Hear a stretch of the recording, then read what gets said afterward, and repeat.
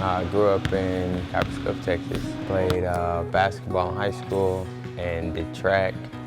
Basketball, I was a small forward, and track, I did sprints. Joined the military because I was a knucklehead. October through December, I was in boot camp, and then went straight on to A school and into my first command in Hueneme. Here, I deployed twice to Afghanistan, once to Africa. Love my job, wouldn't trade it for the world.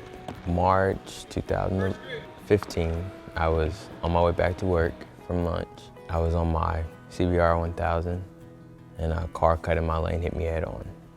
When the accident happened, I figured I just broke my leg. I'd go on a cast for a couple months and go back to work, but I guess it wasn't that easy. My leg was pretty much cut off, and life has just changed drastically. So when I first got to Walter Reed, it was March 22nd. They told me that they were gonna have to amputate. So that night I cried and did everything that a normal person would do. When it came around to November, the decision was 10 times easier to make because I'd already made it and accepted it. So when I was down at my lowest of lows, I saw a 17-year-old kid who's had cancer for 10 years. And he lost his whole leg. He was a hip dysartic. And this boy had the biggest smile on his face.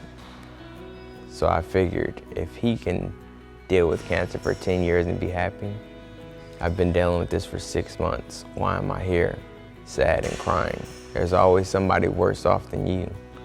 And just because I'm sitting here depressed down doesn't mean my life's gonna stop. For me, the Warrior Games is another way to be competitive again, to get your foot in the door of competing at an adaptive level.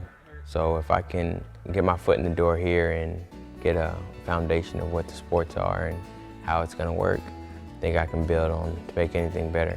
It feels awesome to be able to play basketball with a team again, but the hardest part is learning to figure out all the new rules and how to work a wheelchair the way they want you to, but the feeling is unimaginable. I think it makes me a stronger person. It makes me better because it's just pretty much adapt and overcome, because not everybody can adapt. Just moving forward, because your life's not gonna stop just because you're injured or you're ill. You just have to keep moving forward.